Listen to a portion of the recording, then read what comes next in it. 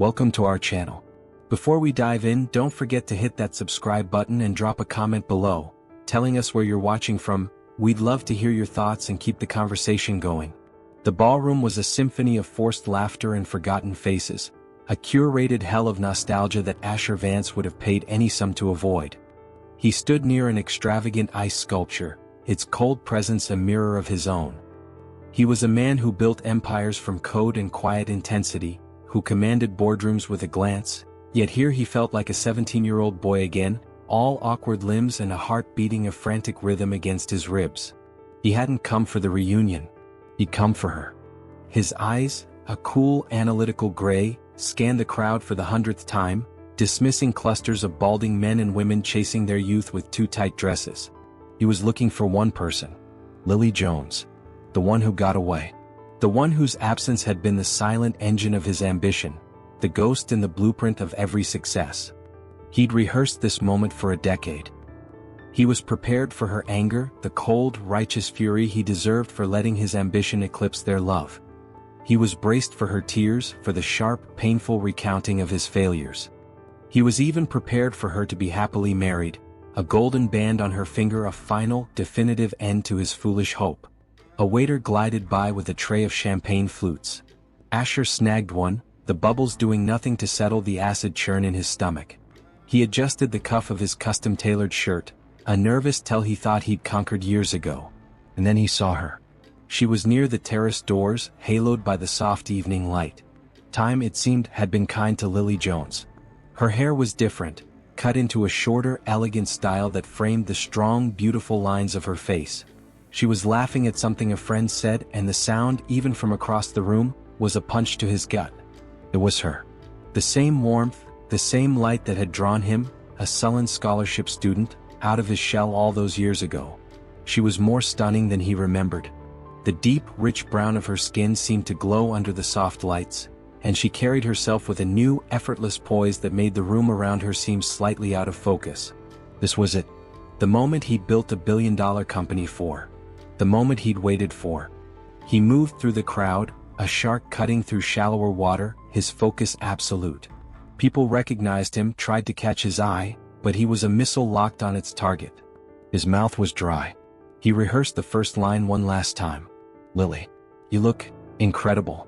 It's been too long." She turned as he approached, her conversation ending. Her eyes, those deep, intelligent eyes he had drowned in, met his.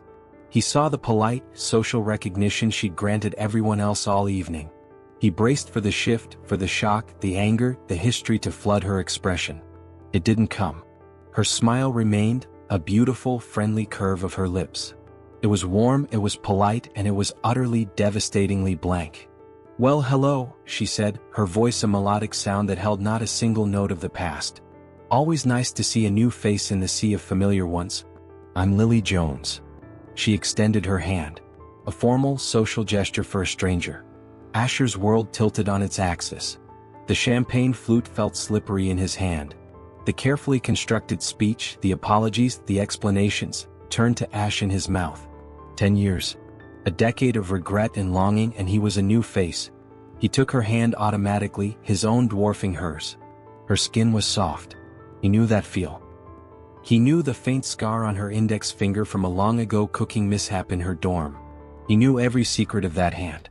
"Asher," he managed to force out, his voice rough. "Asher Vance." He searched her face, desperate for a flicker, a crack in the pleasant facade. There was nothing. Just a friendly curiosity. "Asher Vance," she repeated, and for a heart-stopping second, he thought she might remember. She tilted her head, her smile never fading. "It's so nice to meet you. Did you graduate with our year?" The floor could have opened up and swallowed him whole, and it would have been a mercy. The noise of the party faded into a dull, roaring static in his ears. He was looking into the eyes of the woman he had loved more than anything in this world, and he did not exist. He was prepared for a storm. He was not prepared for the void. The world had shrunk to the polite, empty smile on Lily's face. The roar of the party became a distant hum, a dissonant soundtrack to the silent cataclysm happening inside Asher's chest. He was a man who dealt in absolutes, binary code, structural engineering, the unassailable logic of physics. This was an equation that refused to solve. This was a paradox that threatened to unravel him. Asher Vance, she repeated, the name a casual, unfamiliar sound on her lips. It's so nice to meet you. Did you graduate with our year? He stared, his mind scrambling for purchase on the smooth, glassy surface of her amnesia. His grip on the champagne flute was dangerously tight. He had to say something, anything, to end this excruciating pantomime. Yes, he finally rasped, the word tasting like dust. Yes, I did. Oh, wonderful.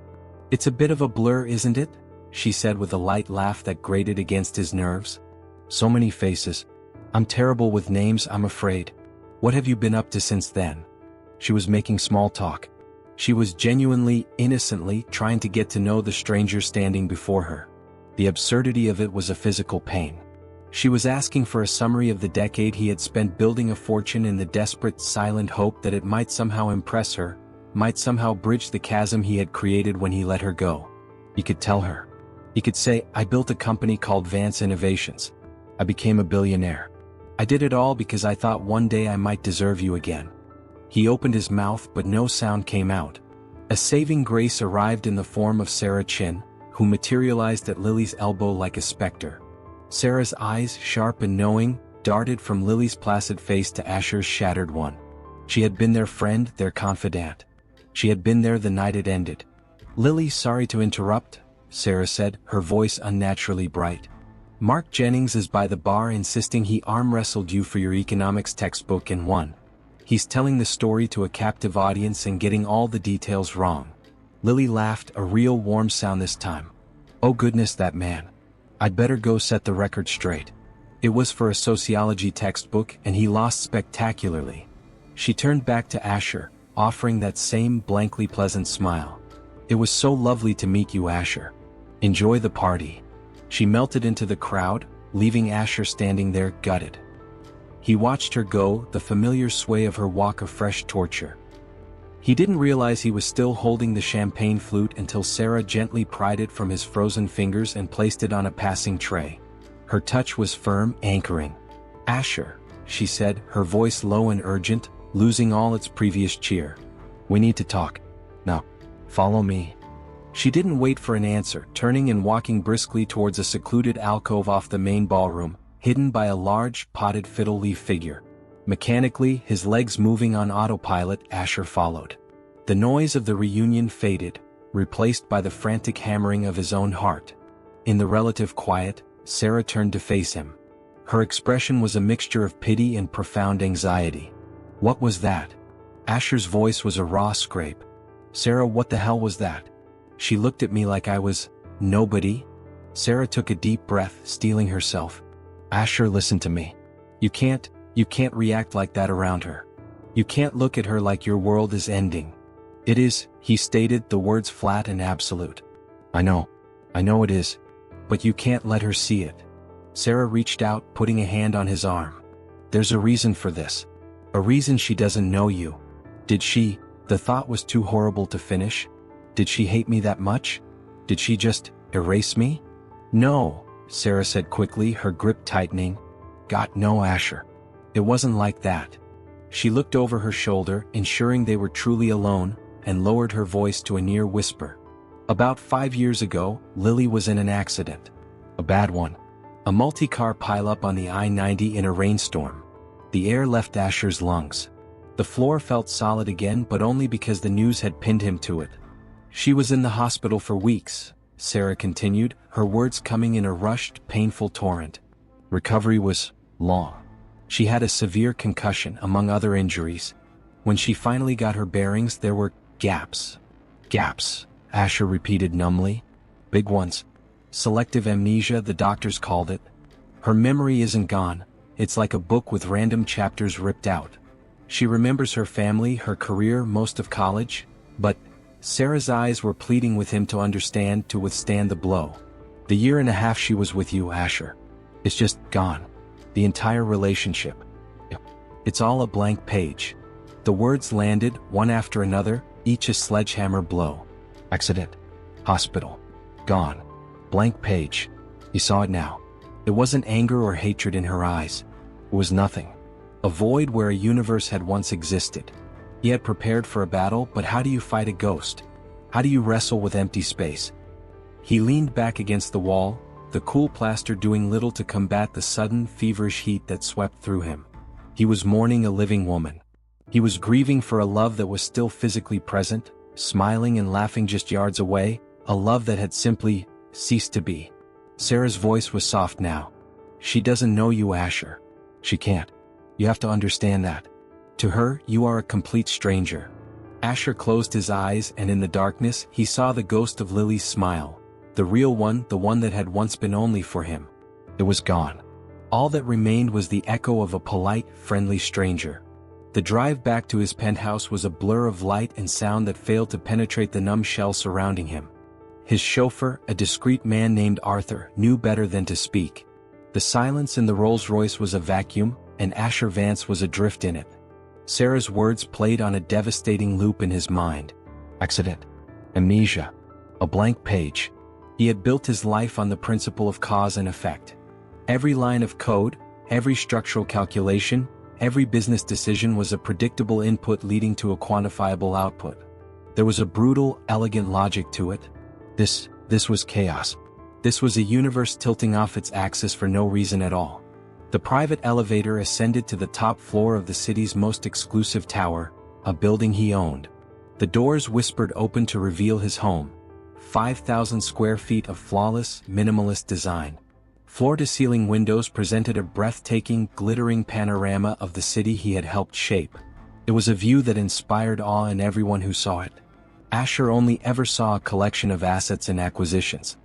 He walked across the wide plank oak flooring, his footsteps echoing in the cavernous, sterile space. It was meticulously clean, artfully lit, and utterly lifeless. A showroom, not a home. He bought it because it was the most expensive, the most exclusive. It was a box befitting the monument he had become. He stopped before a vast window, his reflection a ghost superimposed over the city lights. Asher Vance. The name was synonymous with reclusive genius and ruthless innovation. He dropped out of MIT in his final year, not out of struggle but out of boredom. The challenges were too pedestrian, the pace too slow. He'd founded Vance Innovations in a dusty garage, not with a dream, but with a solution to a problem no one else could see.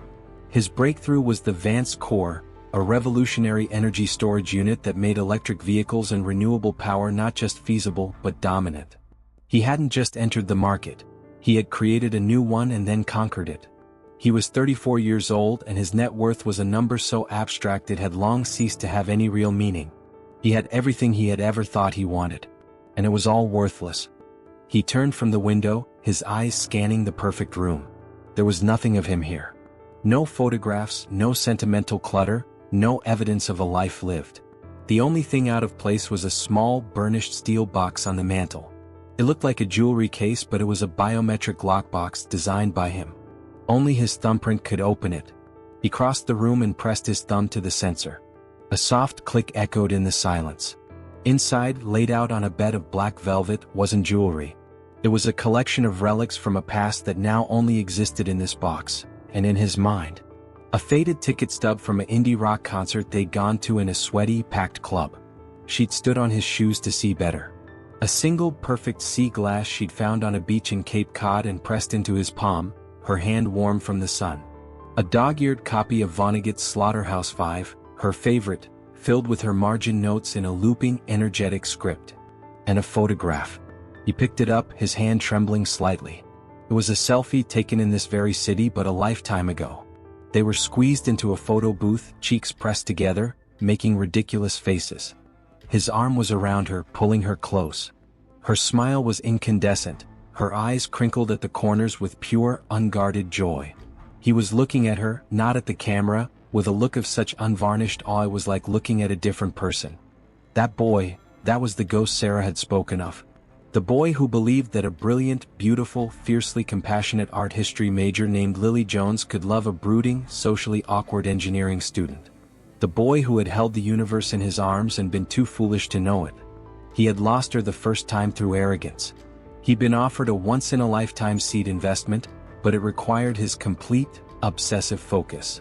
He'd asked her to wait. She had told him love shouldn't be put on a waiting list. It was the only fight they'd ever had that couldn't be repaired.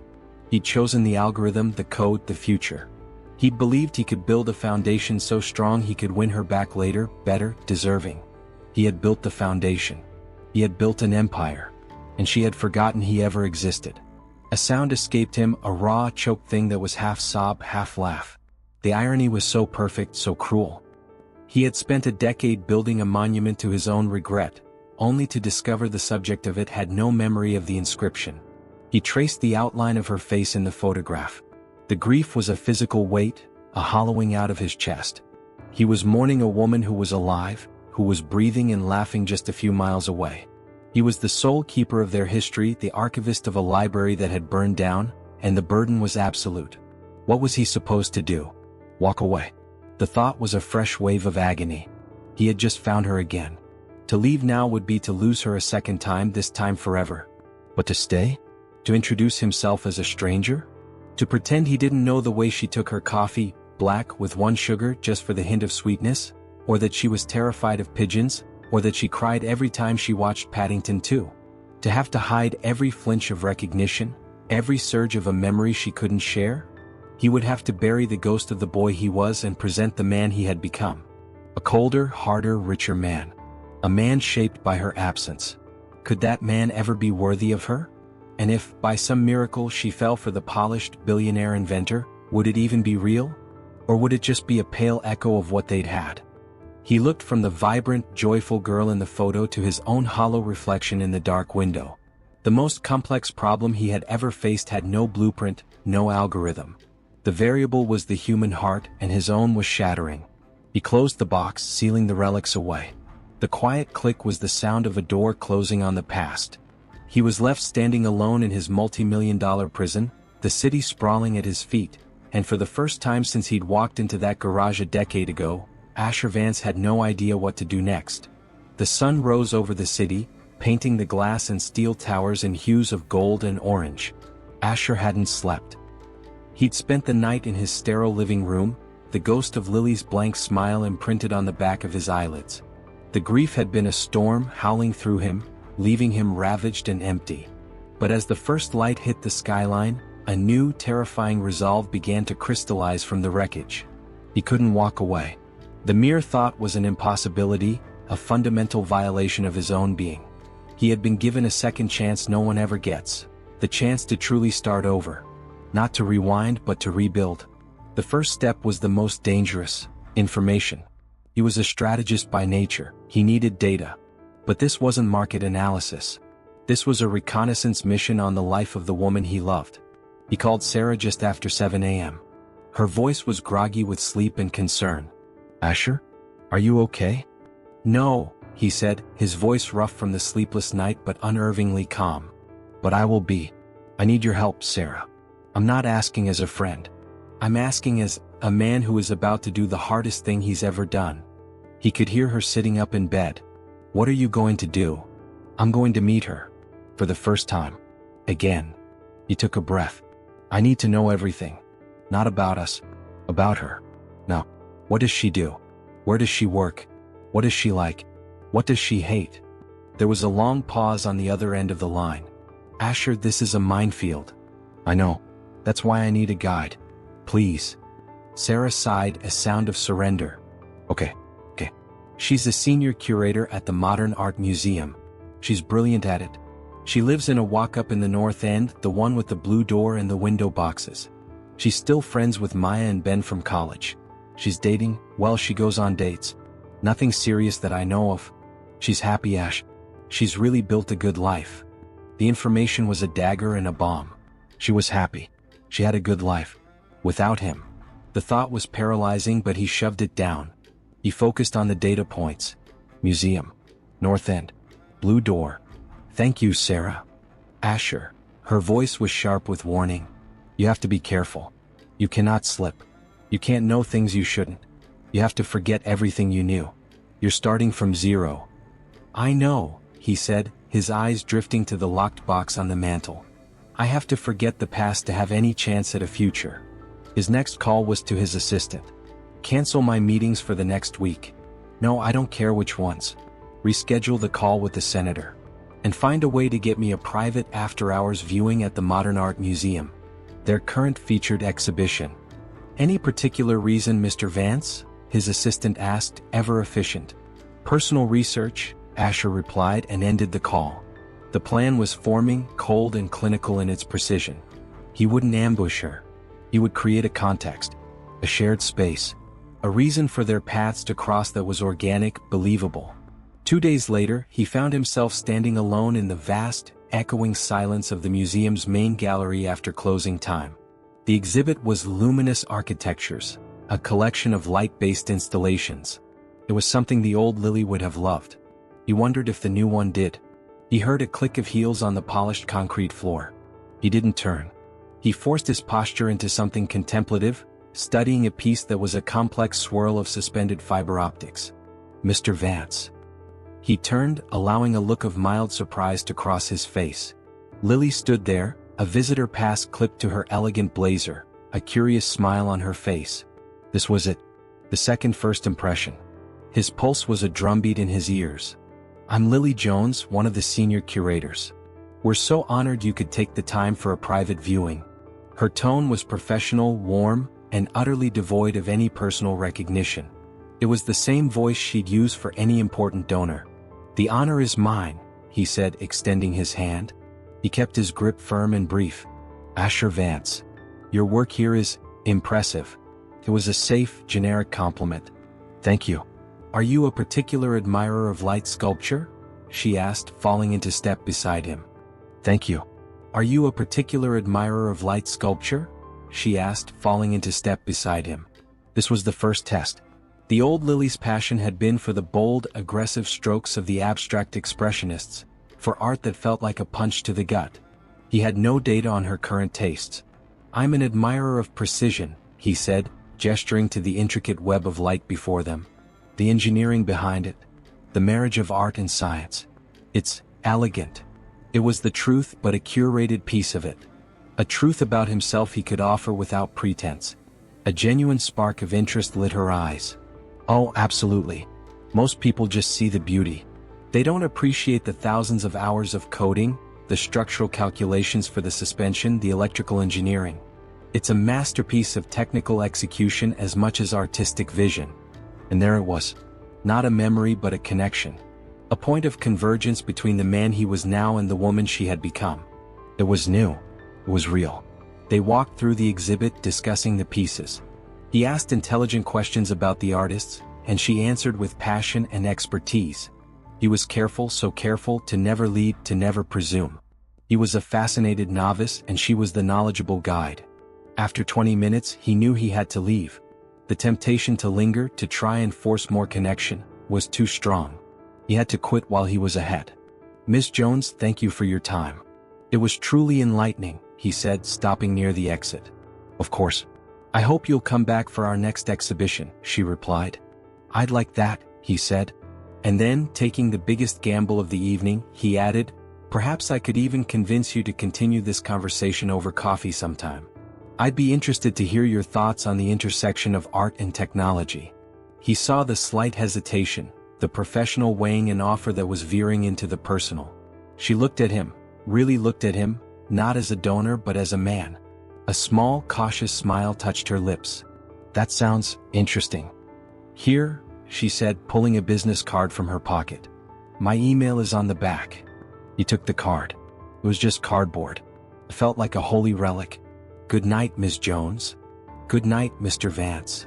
He walked out into the cool evening air, the card clutched in his hand. His heart was hammering, not with the pain of the past, but with the terrifying, exhilarating thrill of a new beginning. He had done it. He had spoken to her, and she had seen only the man he was now. The ghost, for a moment, had been silent. The business card sat on his obsidian desk, a stark white rectangle in a world of monochrome luxury. Lily Jones, senior curator. It was a tangible connection, a single thread thrown across the chasm. For 3 days, Asher did nothing with it. He let it sit there, a test of his own resolve. The impulse to draft a perfectly crafted email was a physical itch, but he forced himself to wait. Patience was a currency he'd never had to spend with her before. Now it was everything. When he finally wrote, It was brief, polite, and meticulously devoid of subtext. "Ms. Jones, it was a pleasure touring the exhibit. I've been considering your insights on the role of technology as a medium. If your offer still stands, I'd welcome the chance to discuss it further over coffee. Best, Asher Vance." He hit send before he could overanalyze every syllable. The wait for a reply was an exercise in exquisite torture, each passing hour a fresh doubt. Was he a fool? Was she already regretting her professional politeness? Her reply came the next morning. It was equally professional, agreeing to meet at a neutral, public cafe near the museum that Friday afternoon. The text came through on a Wednesday morning, as Lily was elbow-deep in loan agreements for a forthcoming exhibit. Her phone buzzed insistently against a stack of condition reports. It was from an unknown number. "Ms. Jones, it was a pleasure touring the exhibit. I've been considering your insights on the role of technology as a medium. If your offer still stands, I'd welcome the chance to discuss it further over coffee. Best, Asher Vance." Lily put down her pen, a faint smile touching her lips. Asher Vance. The name had lingered in her mind since his private tour 2 days ago. It wasn't just his reputation, though that was certainly formidable, the reclusive billionaire genius who'd revolutionized green tech. It was his presence. He'd been intense, almost unnervingly still, his gray eyes missing nothing. But he'd listened. Really listened. Most wealthy patrons liked to hear themselves talk. They saw a museum as another trophy for their collection. Vance had asked sharp, intelligent questions about the intersection of art and engineering, a passion of hers that often bored others. She'd meant it when she'd said he should come back. She hadn't expected him to follow up so quickly or so directly. A coffee meeting was decidedly more personal than a museum tour. She typed a reply, her fingers pausing over the screen. She kept it professional, agreeing to meet at the Grind, a cafe a block from the museum. It was neutral, public, and served excellent espresso. Friday afternoon found her hurrying the short distance, a crisp autumn wind tugging at her scarf. She was curious, she admitted to herself, and flattered if she was being entirely honest. It wasn't every day a man like Asher Vance asked for your opinion on anything. She spotted him immediately. He was sitting at a corner table, a single black coffee before him, staring out the window with a focus that made the bustling cafe seem to fade around him. He looked lonely. It was an odd thought, but it struck her with certainty. The most powerful man in the room, sitting utterly alone. He turned as she approached, and that same intense focus shifted to her. For a fleeting second, she thought she saw something raw in his gaze, a vulnerability that was at odds with his formidable reputation. It was gone so fast she decided she'd imagined it, replaced by a polite, reserved smile. "Mr. Vance, sorry I'm late," she said, sliding into the chair opposite him. "Not at all. And please call me Asher." "Asher," she agreed. "Then you must call me Lily." The conversation started a little stiffly, as these things often did. They danced around safe topics. The city's new public art installation, the logistical nightmare of shipping priceless artifacts. But soon they found their way back to their shared interest. He was a brilliant conversationalist, his questions probing and thoughtful. He didn't just accept her answers, he engaged with them, debated them respectfully. She found herself talking more than she'd intended, her hands moving animatedly as she explained a concept. Then it happened. A song came on the cafe speakers, the melody weaving its way through the clatter of cups and conversation. It was an old, obscure track, the kind that never made it to mainstream radio. The opening chords triggered something, a sudden visceral pull in her chest, a feeling of intense, bittersweet familiarity. She stopped talking mid-sentence. A faint, fuzzy image flickered behind her eyes, the hot, crowded darkness of a music venue, the smell of sweat and cheap beer, the feeling of being lifted up, of strong hands on her waist. The sensation was so powerful, so specific, it was dizzying. She blinked, shaking her head slightly to clear it. "This song?" she murmured, more to herself than to him. She looked up and found Asher watching her, his expression unreadable. His posture was perfectly still, but his knuckles were white where he gripped his coffee cup. He seemed waiting. The moment passed as quickly as it had come, the ghost memory retreating back into the fog from which it came. She felt a flush of embarrassment. She must have looked so strange, zoning out like that. "Sorry," she said, forcing a light laugh to dispel the weird tension. For a second there, it sounded so familiar. like I'd heard it in a dream or something.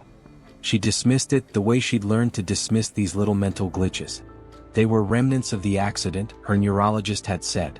Phantom files her brain couldn't properly access anymore. Isn't that silly?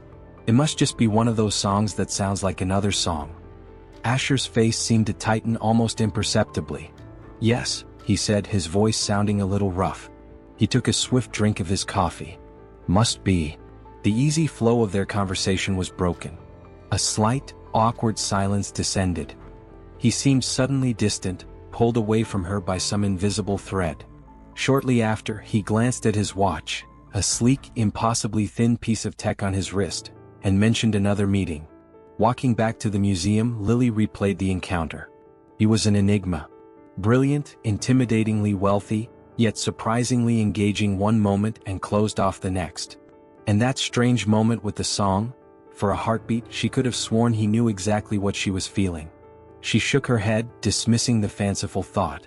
Asher Vance was a fascinating man and she'd enjoyed their coffee. That was all. The rest was just her mind playing its usual frustrating tricks. The invitation was for a gallery opening, a splashy event for a new digital artist represented by one of Vance Innovation's many subsidiary brands. Asher's assistant had placed the heavy, embossed card on his desk with a note. Low priority. Can decline. Asher never attended these things. They were networking exercises, vacuums of superficial conversation. But as his eyes scanned the details, a plan, cold and precise, formed in his mind. It was the perfect venue. Public, structured, with a built-in reason for him to be there. And, if he leveraged his influence subtly, a reason for a certain curator to be on the guest list. He sent a text to Sarah first. There's an opening at the Orion Gallery on Friday. Could you suggest to Lily that she might enjoy it? Tell her you heard the artist is doing interesting things with AI and structural design. Sarah's reply was swift. This is playing with fire, Ash. I know, he texted back. I just need to see her again. He then emailed his RSVP. His attendance would cause a minor stir. He was prepared for that. The greater risk, the terrifying variable, was her. And the possibility that she wouldn't be alone. Lily was debating what to do with her Friday night, a thrilling choice between laundry and a documentary, when her phone lit up with a text from Sarah. Just heard through the grapevine about the opening at Orion Gallery Friday night. The artist is some wunderkind using AI to generate architectural forms. Sounds right up your alley. We should go. Lily smiled. Sarah was always finding these things. It did sound interesting, a cutting-edge blend of her two professional passions. And a night out was better than folding socks. Sounds great. She typed back. Meet you there? The Orion Gallery was packed with the city's art elite and tech money, a buzzing hive of black clothing and calculated chatter. Asher stood near the back, a glass of mineral water in hand, silently enduring the furtive glances and the nervous approaches from people hoping to pitch him an idea. His entire attention was focused on the entrance. When she walked in, his breath caught. She was with Sarah, which was part of the plan, but seeing them together, the woman who knew everything and the woman who knew nothing, was a fresh twist of the knife. Lily wore a deep emerald green dress that made her skin glow. She was laughing at something Sarah said, and the sound, even across the noisy room, was a hook in his chest. He waited a full 10 minutes, a calculated delay, before making his move. He navigated the crowd with a quiet authority that made people step aside. Sarah, he said, offering a polite nod. Then he turned to Lily. Miss Jones. Lily. A pleasant surprise. Lily turned, and her smile, while professional, seemed genuinely pleased. Asher. I should have guessed you'd be here. This seems like your world. More than I'd sometimes like, he said, the hint of a real smile touching his lips. What do you think of the work? He gestured to a large screen where algorithmic patterns morphed into impossible, swirling structures. And then he appeared. Lily's face lit up in a way it hadn't for Asher. Leo. Over here. A man detached himself from the crowd. He was handsome in a conventional, easy way, with a confident smile and an arm that went casually around Lily's shoulders in a familiar gesture. Asher's blood went cold. Leo, this is Asher Vance, Lily said warmly. Asher, this is Leo Morris. Leo's an architect. We've met, Leo said, his smile widening as he extended a hand to Asher. A firm, competitive grip. At the Urban Design Forum last year. Leo Morris of Morris & Company. It's an honor to see you again, Mr. Vance. Asher shook his hand mechanically, his mind racing. Leo Morris. Successful, charming, unburdened by history. He existed only in Lily's present, a clean, simple suitor with no ghosts in his closet. Of course, Asher said, his voice flat. Leo was just telling me about his firm's new project in the design quarter, Lily said, clearly proud of him. It incorporates a lot of the same principles of sustainable design your company pioneers, Asher. Is that so? Asher said. It wasn't a question. Leo launched into a polished description of his project, seamlessly integrating compliments to Vance Innovations' work. It was a masterclass in networking, and every word was a needle in Asher's skin. He wasn't just competing with the ghost of his past self. He was competing with a living, breathing, perfectly adequate man who could touch her freely and make her smile without a trace of pain. Sarah, sensing the impending disaster, tried to interject. The lighting in this piece is incredible, don't you think, Lily? But Leo was on a roll, now explaining the project to both women, subtly excluding Asher from the conversation. Asher stood there, a billionaire monument, feeling invisible. He saw the way Lily looked at Leo, with affection, with admiration. It was a look he recognized. She had once looked at him that way. A silent, primal rage simmered in his veins. He wanted to step between them. He wanted to say, I know the scar on her knee is from when she fell off her bike at 7. I know she's afraid of the dark but won't admit it. I know the exact weight of her head on my shoulder. He wanted to unleash a decade of intimate knowledge like a weapon and obliterate this charming, oblivious man. But he couldn't.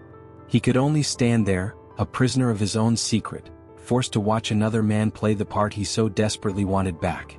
It sounds like a very efficient design, Asher finally cut in, his tone colder than he intended. The praise was faint, damning. Leo's smile tightened slightly. We strive for more than just efficiency, Leo replied smoothly. We strive for soul. The implied insult hung in the air. Your work is cold. My work has soul. I have what you lack. Lily glanced between them, a faint line of confusion appearing on her brow, sensing the tension but misreading its source. She likely thought it was just two alpha males posturing. Asher knew he had lost the field tonight.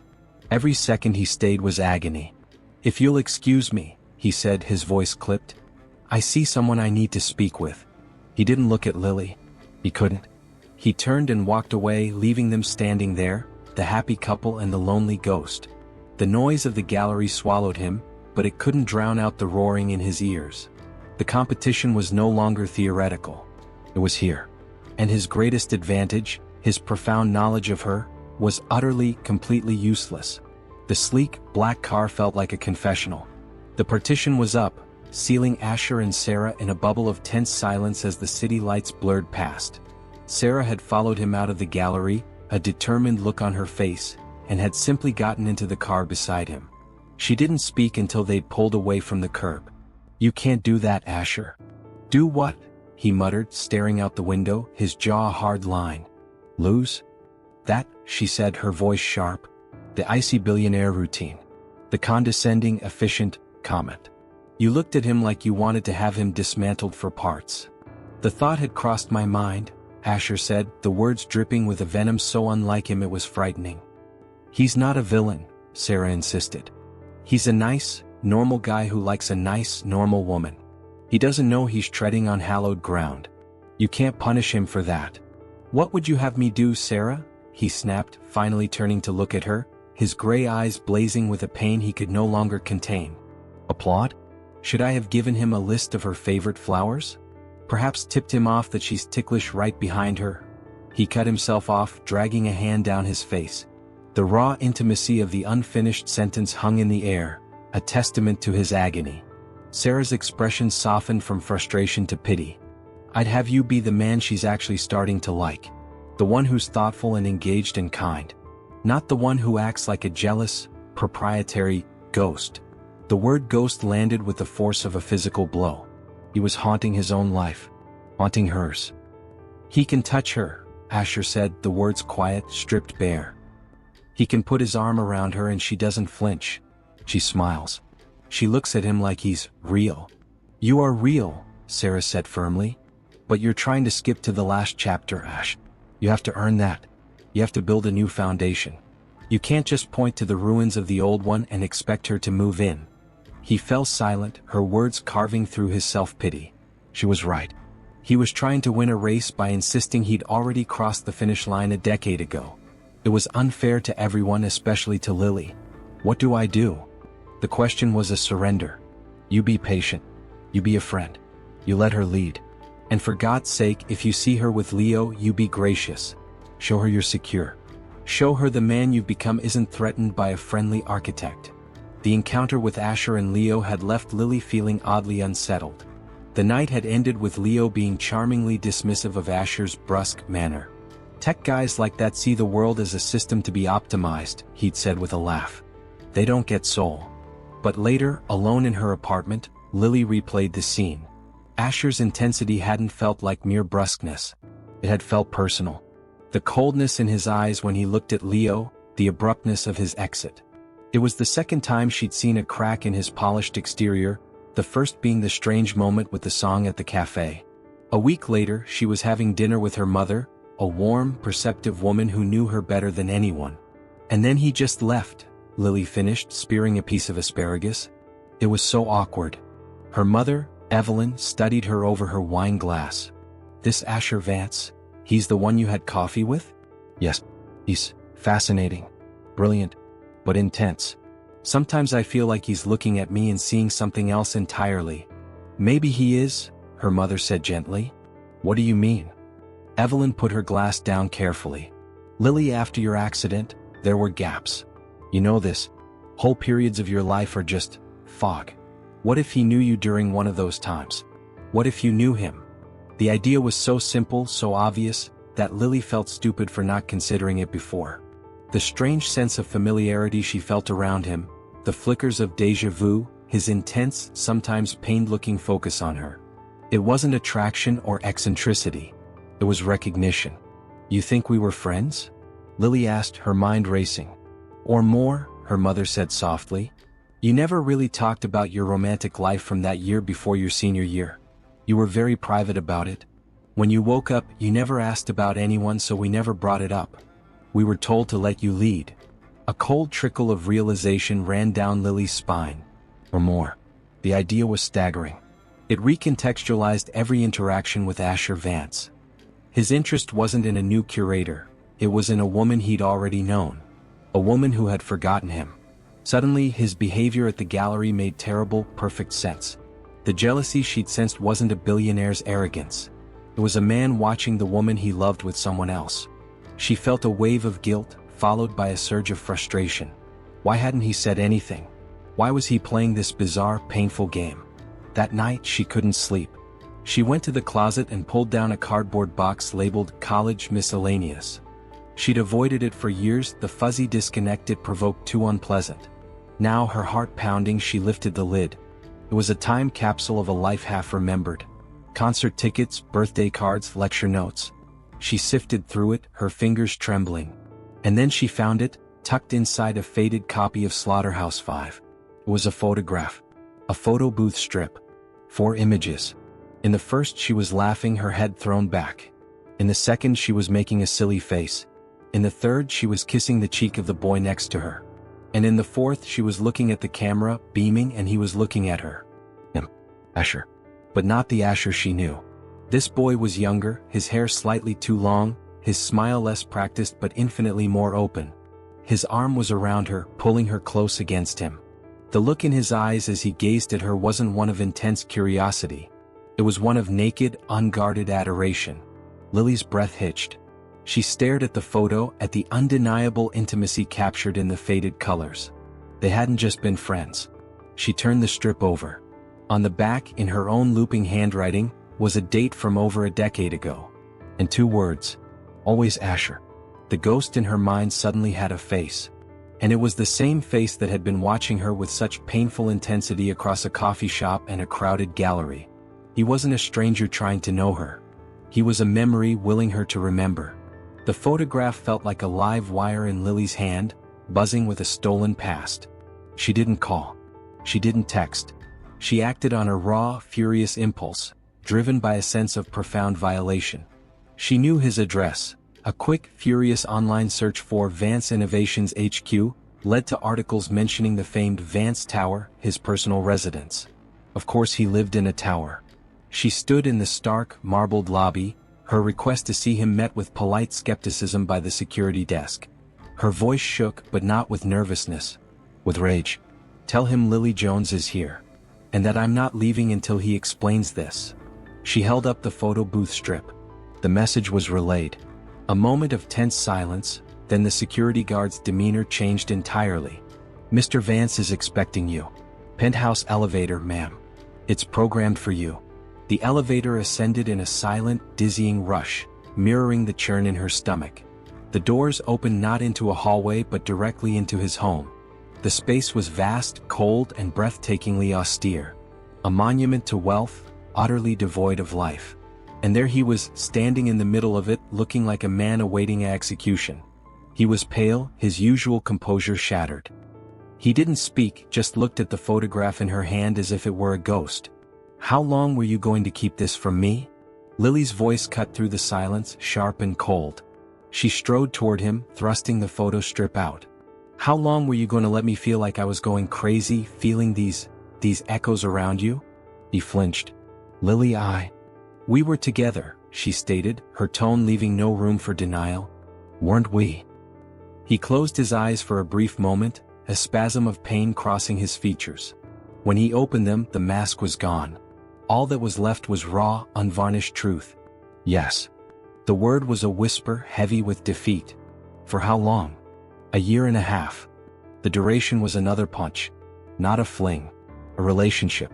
A significant part of her young adulthood, completely erased. "And you were just going to, what? Start over without telling me? Was this some kind of game to you?" "No." The word burst from him, fierce and pained. He ran a hand through his hair, utterly distraught. "God, no, Lily. It was never a game. I thought I was protecting you." "From what?" "From the truth. From the pain," he exploded, his voice echoing in the cavernous room. He began to pace, a caged animal. "Sarah told me about the accident. The amnesia. The doctor said forcing memories could be traumatic, could do more harm than good. What was I supposed to do? Walk up to you and say, 'Hi, you don't remember me, but we were deeply in love and I broke your heart?'" The phrase "broke your heart" landed between them, a devastating admission. "What?" Lily whispered, her anger momentarily stalled by a new, colder dread. Asher stopped pacing, his shoulders slumping.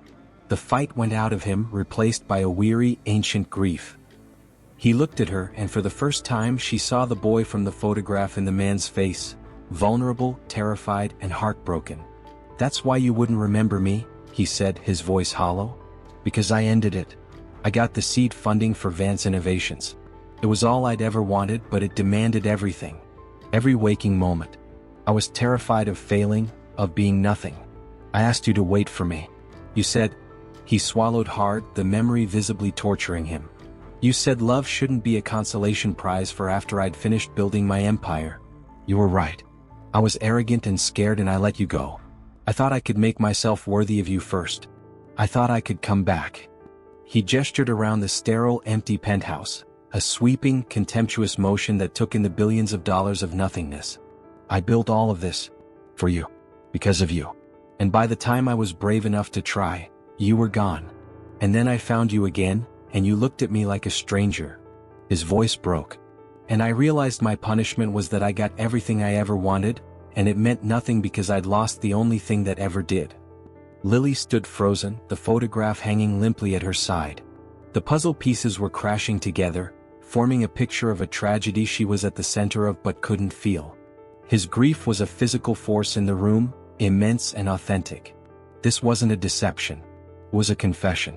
Her anger evaporated, leaving behind a vast, bewildering emptiness. He hadn't been playing a game. He had been serving a sentence. "All this time," she said, her voice barely audible, "you knew everything. You knew me. And I knew nothing." "I wanted you to know me," he pleaded, taking a step toward her, then stopping himself as if he didn't have the right to get closer. "The man I am now. Not the boy who was foolish enough to let you go. I thought if I could make you fall in love with me again, then it wouldn't matter. The new love would be enough. It would be real. Real? Lily echoed, a hollow laugh escaping her. How can anything be real when it's built on a foundation of lies? Every conversation, every coffee, every look, it was all filtered through this enormous secret. You let me feel like I was crazy for feeling a connection to you. I'm sorry, he whispered, the words utterly inadequate. I was selfish. I was grieving. I saw a chance to fix the worst mistake of my life and I took it. I didn't think about what was fair to you. I couldn't lose you again. Lily looked at him, this brilliant, powerful, utterly devastated man, standing in his perfect, lonely prison. He was a ghost, too, haunting the ruins of his own choices. She didn't know what to feel. The anger was gone, but nothing had come to replace it. There was just a yawning chasm where her history should have been. I need you to leave me alone, she said finally, the words feeling distant and cold. The hope in his eyes died. Lily, I need to process this. I don't know what I need. But I can't do it with you here looking at me like that. She turned and walked back toward the elevator, her legs feeling like lead.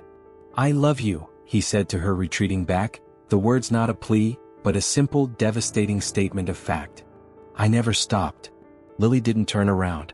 She stepped into the elevator, the doors closing on the sight of Asher Vance, alone in the vast, silent emptiness, finally telling her the truth. The city passed by her taxi window in a smear of light and motion, but Lily saw none of it. Her mind was a static roar, a white noise of shock that drowned out the honking horns and distant sirens. She clutched the photo strip in her hand, the edges digging into her palm. I broke your heart. The words echoed in the silence of the cab, each repetition a hammer blow. 1.5 years. A relationship. A breakup. An accident. An erasure. She felt hollowed out. The anger that had propelled her to his tower had burned away, leaving behind a cold, ashen confusion. He hadn't been a predator or a manipulator. He had been a ghost, haunting the edges of her life, trying to find a way back in. The intensity in his eyes, the strange moments of connection, the flickers of déjà vu, it all made a terrible, tragic sense now. He had loved her. He had left her. He had built an empire fueled by that regret. And then he'd found her, a blank slate, and seen a chance for redemption. The taxi stopped outside her apartment building. She paid mechanically, climbed the stairs, and let herself into the comforting familiarity of her home. Felt different now. Smaller. As if the weight of a forgotten history had been crammed into its corners. She dropped onto her sofa, the photo strip held gently now in her lap. She studied the 4 images. Her smile was so open, so unguarded. His smile was shy almost, adoring. They looked young. They looked in love. A sob caught in her throat, but no tears came. How could she mourn something she couldn't remember? How could she grieve for a love that existed only as a story told by a heartbroken man and a faded piece of paper? She thought of Leo. His easy charm, his uncomplicated presence. Being with him was simple. It was present tense. There were no ghosts in his eyes, no hidden depths of shared pain. It was a future built on a foundation she could see and understand. Asher offered a future built on the ruins of a past she couldn't access. A love story where she only knew the second act. If she chose him, would she ever know if she loved him, the man he was now, or just the idea of the love she'd lost? Was she just trying to complete a story someone else had written for her? The questions circled, vultures with no carcass to feed on. There was nothing to decide because she had nothing to feel. She was a juror presented with overwhelming evidence of a crime, but with no emotional memory of the victim. She needed to talk to someone who wasn't involved. She called her mother. The story spilled out of her in a disjointed rush. The photo, the confrontation, Asher's confession, the penthouse, the profound, unsettling emptiness she felt. Her mother listened in silence until Lily was finished. "Oh, my sweet girl," Evelyn said, her voice thick with emotion. "What a terrible burden for you both." "What do I do, Mom?" Lily whispered, the words choked. "I look at this picture and I know it's me, but I don't feel her. He's in love with her. And I'm just me. You are her, Lily. The accident didn't change your soul. It just misplaced some of your memories." Her mother paused, choosing her words carefully. "Do you believe him? Do you believe he's telling the truth?" Lily thought of the raw agony on his face, the way his composure had shattered. She thought of the sterile loneliness of his home. Yes, she said quietly. I believe him. Then you have a choice. Not between two men, but between two paths. One is safe. It's a clean slate. The other is harder. It's walking into a story that's already half written. It requires a leap of faith. A leap of faith in what? Lily asked. In him? In a feeling I don't have? In yourself? Her mother said gently. In the idea that the person you were might have had excellent taste in men, even if one of them made a colossal mistake. And that the person you are now is strong enough to forgive, and brave enough to see if a story can have a beautiful second ending. The words settled over Lily. A second ending. Not a rewrite. Not a redo. A continuation. She ended the call and sat in the growing darkness, the photo strip her only light. She wasn't the girl in the picture anymore. She was harder, more independent. She had built a good life on her own terms. But had that girl, the one with the incandescent smile, seen something in the shy, intense boy that was worth a second chance? Was the man that boy had become worth the terrifying, complicated risk? The safe choice was clear. The brave choice was a foggy path into a forest of ghosts. For the first time that night, a single hot tear traced a path down her cheek. She wasn't crying for the past. She was crying for the difficult, uncertain future. The silence after she left was absolute. It was deeper than quiet. It was an annihilation of hope. The doors of the elevator had closed like a verdict. Guilty. He stood frozen in the center of the room for a long time, the echo of his own confession ringing in his ears. He had shown her the raw, ugly truth of his failure and his grief, and it had driven her away. He had finally been honest, and it had cost him everything. A sound escaped him, a raw, broken thing that was swallowed by the vast emptiness of the penthouse. He had thought the years without her were the punishment. He was wrong. This was the punishment. This was hell. Having her within reach, having her know him fully, and having her choose to walk away. He moved on unsteady legs to the bar, bypassing the crystal decanters of expensive whiskey for a cheap, half-empty bottle of bourbon he kept for. He didn't know why he kept it. It was from his garage days. A relic. He poured a heavy measure and drank it down, the burn a welcome distraction from the ice in his veins. He had blown it. Sarah had been right. He'd been selfish. He'd been so focused on his own pain, on his own desperate need for absolution, that he'd ambushed her with a truth she was in no way equipped to handle. He'd wanted to unburden himself, and in doing so, he'd burdened her with a past she never asked for. He thought of the look on her face, not just anger but betrayal, confusion, and a deep, profound hurt. He had done that. Again. He had hurt her. Again. The ghost had finally spoken, and it had ruined everything. He spent the night in a waking nightmare, drifting through the sterile rooms of his prison. He saw her everywhere. In the reflection of the dark windows, in the perfect empty lines of his furniture. He was the king of a dead kingdom. Dawn broke, gray and indifferent. He hadn't slept. The bottle of bourbon was empty. He felt scraped raw, hollowed out. The frantic energy of grief had passed, leaving behind a cold, clear certainty. He loved her. That was the one true, absolute thing in his life. And if he loved her, then his own wants, his own desperate need for her to absolve him, had to be secondary. Her peace, her happiness, was all that mattered. Even if that happiness meant he had to disappear from her life forever. It was the hardest decision he had ever made. Harder than dropping out of MIT.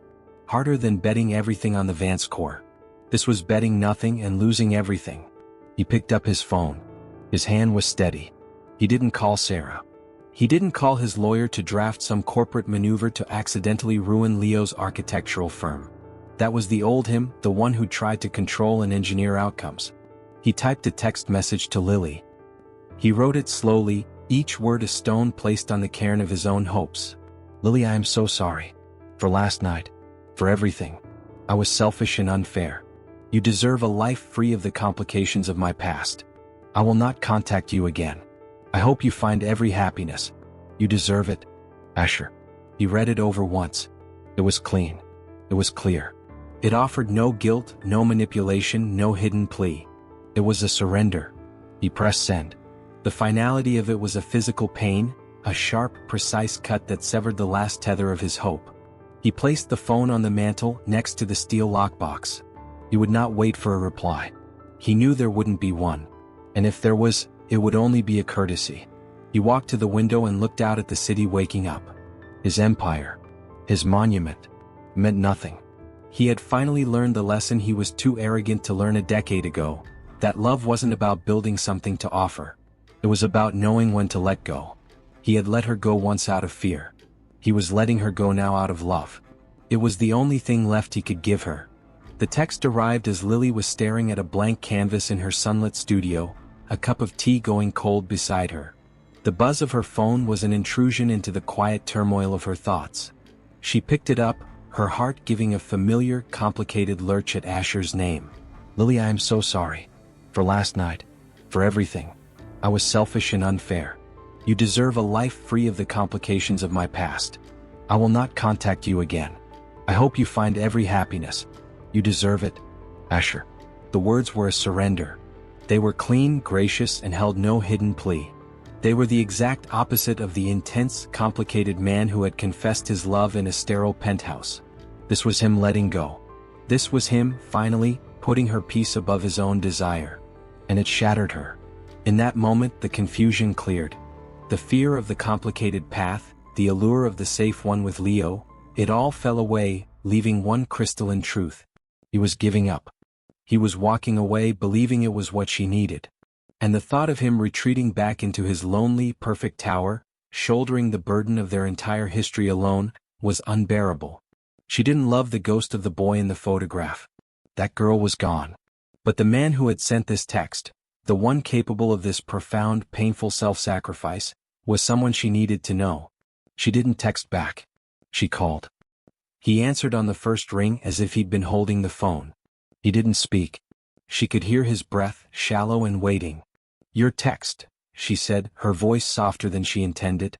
Was that the billionaire inventor talking? Or the boy who was afraid of failing? A long pause. It was the man who loves you, he said, his voice rough. Trying to get it right this time.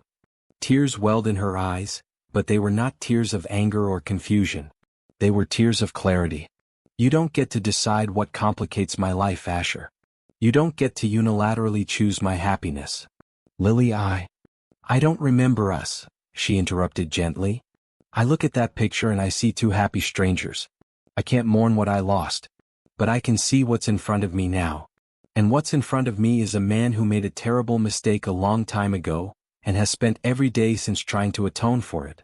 A man who was given a second chance and handled it poorly. A faint smile touched her lips. But a man who, when it mattered most, chose to let me go because he thought it was best for me. She took a deep breath, leaping into the fog. I don't want a clean slate. I want the truth. All of it. The good and the bad. I want you to tell me our story. Not to make me remember, but so I can know. And I want to build a new story with the man you are now. Not as a do-over. But as a continuation. The silence on the other end was absolute. When he finally spoke, his voice was thick with emotion. Are you sure? It's a risk. I'm a complicated man. I'm a curator, Asher. I appreciate complicated things. And I'm not promising you anything except a chance. One date. A real first date. No ghosts. No secrets. Just you and me. Just you and me, he repeated as if it were a prayer. Their first date was a walk in the park. The autumn leaves crunched underfoot, and the air was crisp and clear. There was no pretense. He didn't try to impress her with expensive dinners or grand gestures. He was just there. Present. He told her stories. Hesitantly at first, then with more warmth. He told her about the awkward engineering student who'd fallen for an art history major far out of his league. He told her about their first date at a cheap pizza place, and how he'd been so nervous he'd dropped his slice. She laughed, the sound genuine and light, and though the memory wasn't hers, the joy of hearing it was. She asked questions and he answered with heartbreaking honesty. He didn't hide from his past failings. He owned them. He was no longer a ghost haunted by his mistakes, but a man who had learned from them. They didn't talk about the future.